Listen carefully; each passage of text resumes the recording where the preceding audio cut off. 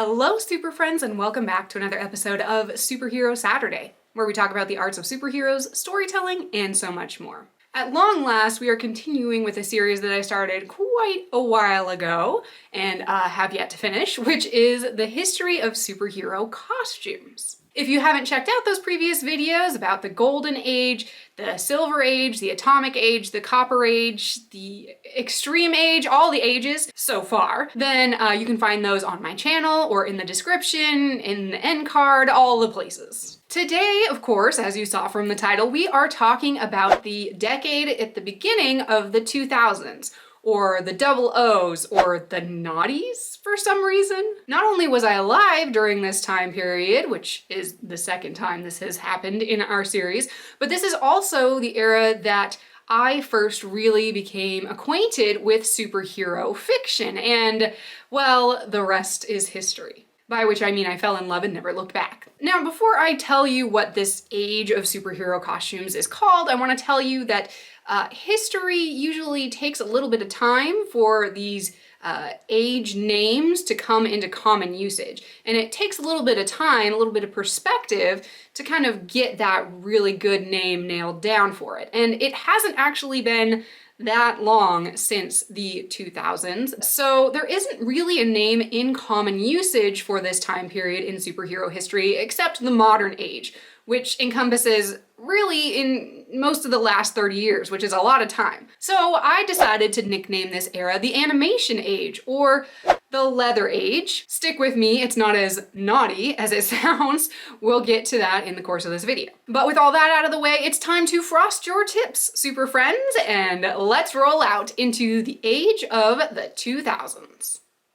As the calendar ticked over to the second millennium, many people were looking forward to a fresh new world full of progress. In the first decade of the 2000s, there were many advances, especially in the world of information technology. Space exploration reached new heights. In America, cell phones became much more widespread. iPods, iPads, and iPhones hit the scene. Digital animation was all over the media.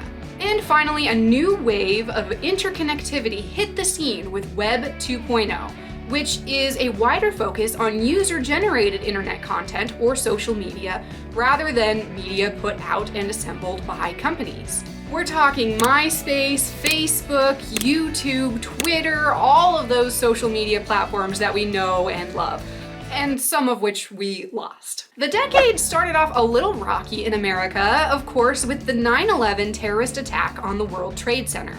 This impacted the country in innumerable ways that had consequences for the rest of the decade, including in the world of superhero fiction. There were also large-scale natural disasters, an increased polarization of the bipartisan political scene, and a housing crisis that left millions of Americans wondering where they would live. But in the midst of all this, we did get our first Black president, so that's pretty cool. This combination of futurism and tension lent an interesting tilt to this generation of superhero fiction, especially on screens everywhere. There was a bit of a split between realistic, leather-clad dark superheroes and hyper-colorized, nostalgic, and animated superheroes. Both of these styles found really solid ground in the 2000s popular media. This also meant more and more superheroes' stories found their way to the big screen, many of which relied heavily on the improved CGI available at the time.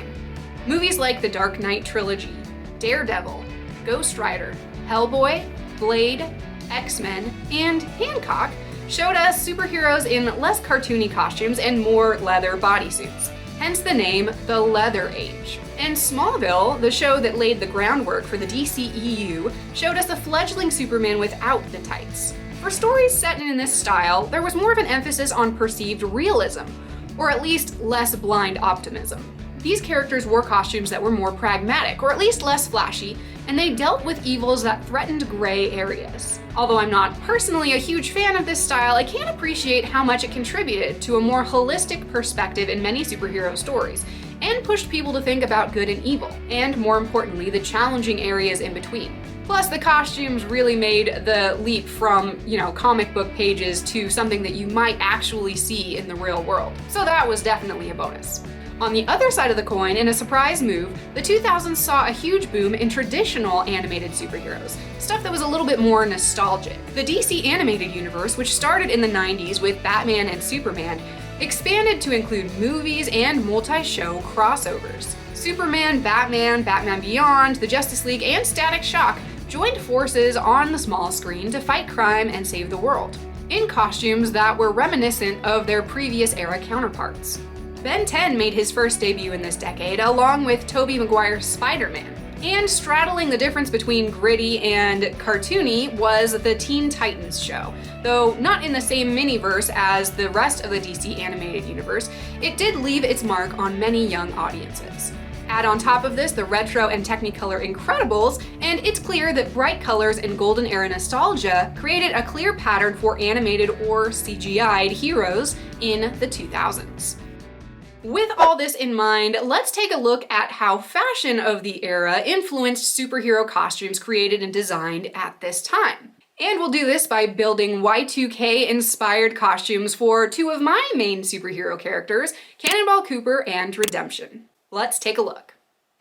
For male costumes, our progress through history has really shown very little change in the design, especially of male hairstyles and costumes, except for, of course, our extreme redesign from the 90s. Make sure to check that out. So what we're gonna do is we're gonna give Chris some frosted tips. So we're not gonna leave the naughties without just that key iconic fashion icon. We'll also give him a slightly more traditional costume underneath a random leather jacket, because we're gonna pay homage to the leather age with, you got the X-Men, you've got Hancock, you got all of those characters who really just kind of pared down the bright colors to leather kind of clothing. There also seems to be a little bit of a pattern of wearing the spandex costumes with like one or two elements of like normal clothes, so this kind of incorporates that as well. The 2000s also witnessed the tragedy of chunky belts with low-rise pants.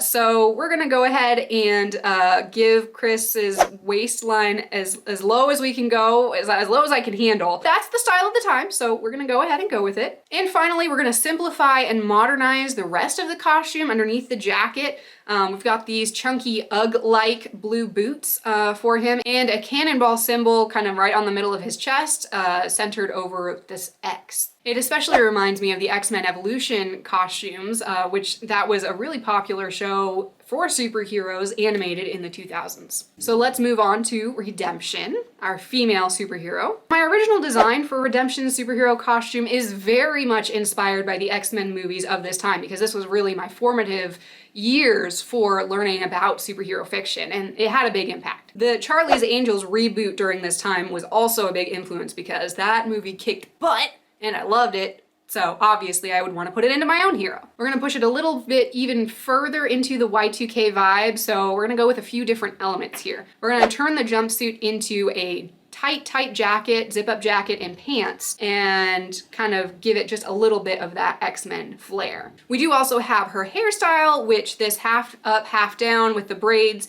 is kind of a popular look at the time. I also gave her some chunky colored glass sunglasses, which were also really cool. And like we did with Chris, I'm gonna go ahead and give her low-rise pants and a chunky belt with a zip-up jacket that kind of just still reveals a little bit of skin right around the belly area. And finally, the last trend that I wanted to throw on here was to wear ground-length boot cut or bell-bottom pants with pointy heels underneath that stick out under the hem. So I threw that in there with some purple boots just to give it that little bit extra color scheme for her on top of the leather that you can see there.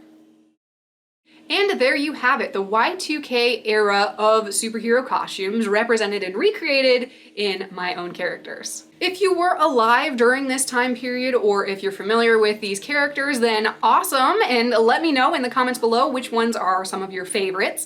And if you were too young for this period, then, well, thank you for taking the time to learn about it. I'm gonna go feel old now. If you enjoyed this video, go ahead and give us a big thumbs up and subscribe to the channel if you'd like to see more content like this. I know I've been a little less than consistent this year, but it really does help the channel to have that subscriber count go up, and it can help you as well to subscribe. Stay tuned for a next episode to see how you can get more out of it. And lastly, you can find my original superheroes in their natural habitat in my books, which are available on our website at www.fearless9.com. Thanks again for watching, Super Friends, and we'll see you next time.